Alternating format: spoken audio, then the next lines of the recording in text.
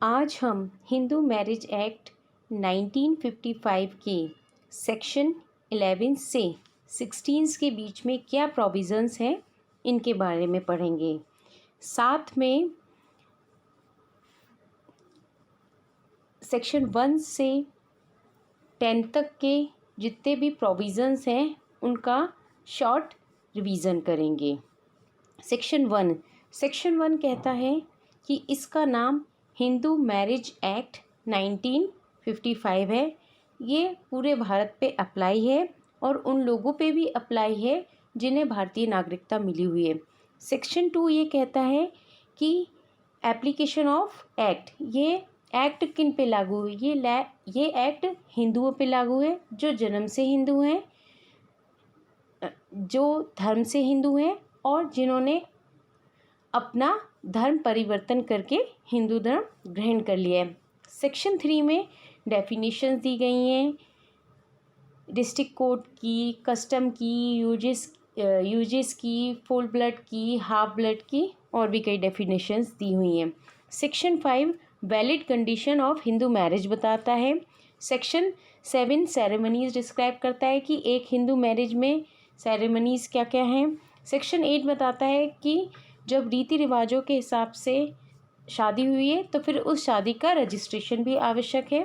Section 9 बता है restitution of rights and judicial separation. मान लो हस्बैंड वाइफ की शादी हो गई, ए हस्बैंड है, बी वाइफ है, उन दोनों की शादी हो जाती है। शादी के कुछ दिनों के बाद दोनों में फ़ाइट होती है।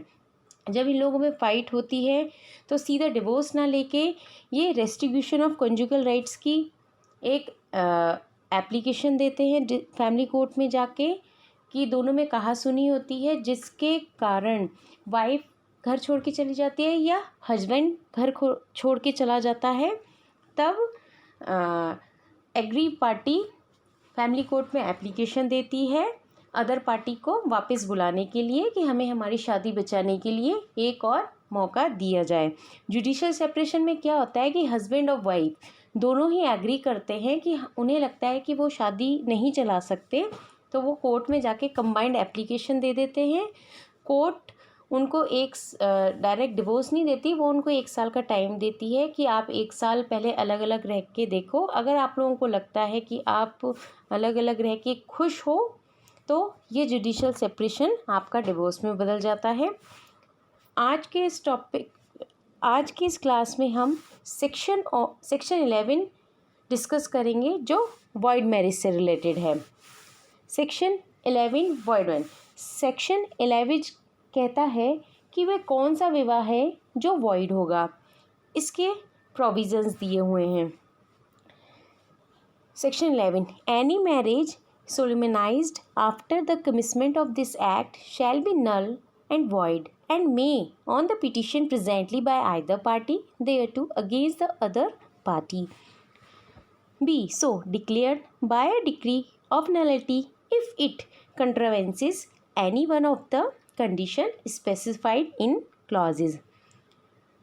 Clause 5(1) bigamy, Clause 5(4) prohibited relationship, Clause 5 सपिंडा relationship. तो कहने का मतलब ये है कि कोई विवाह वॉइड विवाह है ये कब माना जाएगा। वो कौन सा विवाह है जो शून्य विवाह होगा। वह विवाह शून्य विवाह होगा जो हिंदू मैरिज एक्ट की सेक्शन 5 की सब क्लॉज 1, सब क्लॉज 5(4), 5(5) के अगेंस्ट जाता है तो वो वॉइड होगा। अब सेक्शन 5(1) क्या कहता है? सेक्शन 5(1) ये कहता है कि विवाह के समय दोनों पक्षकारों में से किसी का भी हस्बैंड या वाइफ ना हो। हस्बैंड ना वाइफ ना हो, इससे कहने का क्या मतलब है? इसका मतलब ये हुआ कि वैसे तो किसी की भी शादी होती है, एक लड़का होता है एक लड़की होते हैं और वो पहले से शादी के समय बिल्कुल फ्रेश होते हैं, उनका किसी से कोई रिलेशन नहीं होता। लेकिन यहाँ पति पत्नी जीवित ना होने से तात्पर्य ये है कि जैसे एक हस्बैंड एक्स ए और बी हैं, ए और बी हस्बैंड वाइफ है। अगर ए की वाइफ बी मर जाती है या वह इससे डिवोर्स ले लेता है तो वो दूसरी शादी कर सकता है। इसी तरह जैसे या शादी के समय लिविंग स्पाउस का अस्तित्व में ना होना। सेक्शन 5(4) कहता है दोनों पार्टीज़ की जो शादी है वो प्रोहिबिटेड रिलेशनशिप के ना हुई हो। प्रोहिबिटेड रिलेशनशिप क्या होता है? प्रोहिबिटेड रिलेशनशिप का मतलब होता है ब्लड रिलेशन, जिसमें full blood relation, half blood relation आ जाता है और यूरिन ब्लड रिलेशन आ जाता है। फुल ब्लड रिलेशन क्या होता है? जहाँ एक ही माता पिता की जो संतान के बच्चे होते हैं, जैसे भाई या बहन, भाई बहनों की आपस में शादी नहीं हो सकती। हाफ ब्लड रिलेशन में आता है कि एक मेल है, उसकी 2 वाइफ है। एक से तो वो जैसे नॉर्मली आप लोग देखो कि एक बंदा है जो इंडिया में रहता है और अमेरिका में रहता है, तो वो इंडिया में भी शादी कर लेता है अपने माँ बाप के प्रेशर में आके, और इंडिया से बाहर भी किसी इंडियन गर्ल से वो शादी कर लेता है। तो वो वापस जब इंडिया आता है या दोनों के बच्चे होते हैं तो उनकी आपस में शादी नहीं हो सकती। थर्ड ये है कि वाइफ एक है लेकिन उसके एक ही वाइफ है लेकिन डिफरेंट मेल है।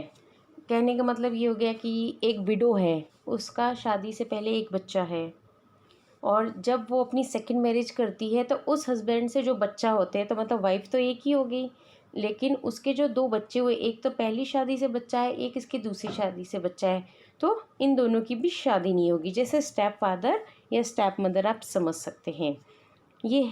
फिर सेक्शन 5(5) क्या कहता है? सबपिंडर रिलेशनशिप। अब सबपिंडर रिलेशनशिप क्या होते हैं? जैसे एक फादर है, उसकी एक डॉटर है, एक सन है, उनके बच्चे हैं, उनके बच्चे हैं, उनके बच्चे हैं, तो इनके जो बच्चे आपस में चले आएंगे उनकी भी शादी नहीं होगी।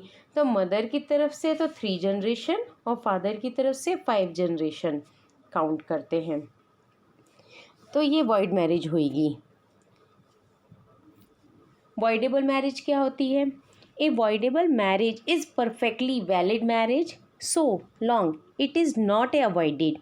It can be avoided only on the petition of one of the parties. Section 12 of Hindu Marriage Act 1955. Inability of the respondent to consummate the marriage on account of his/her impotency, respondent's incapacity to consent or suffering from a mental disorder, consent of petitioner beginning obtained by a fraud or force, concealment of pre-marriage pregnancy by the respondent। इसका मतलब ये हुआ कि ए और B, एक boy और एक girl है, वो अपनी मर्ज़ी से शादी करते हैं।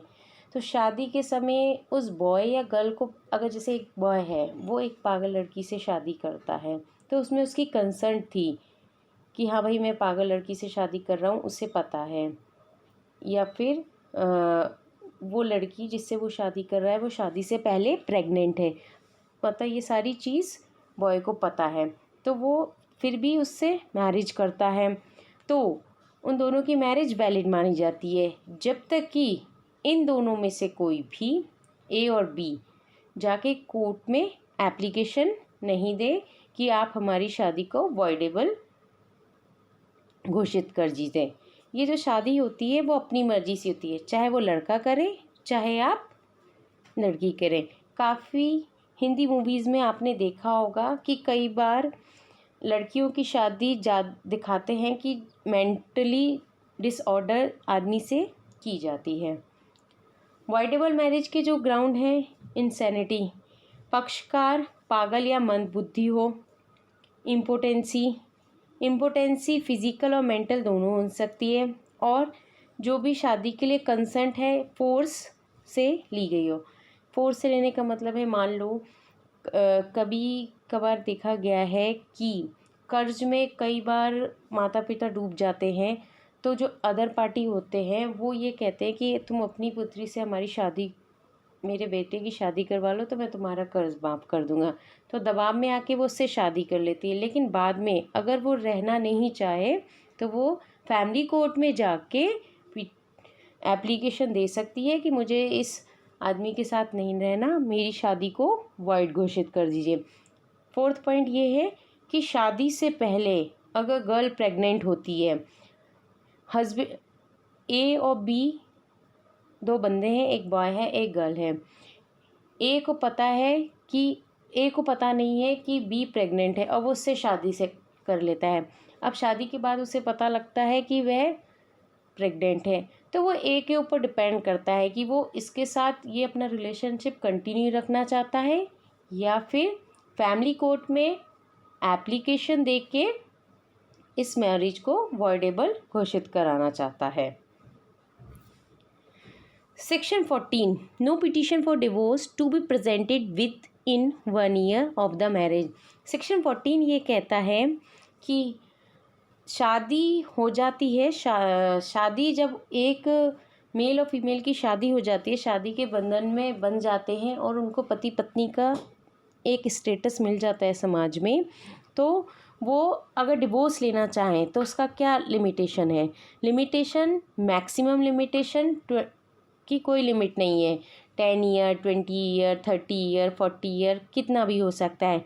लेकिन जो मिनिमम लिमिटेशन है वो है आपकी 1 ईयर कि शादी के दिन से जब तक 1 साल नहीं हो जाता तब तक आप फैमिली कोर्ट में जाके एप्लीकेशन नहीं दे सकते।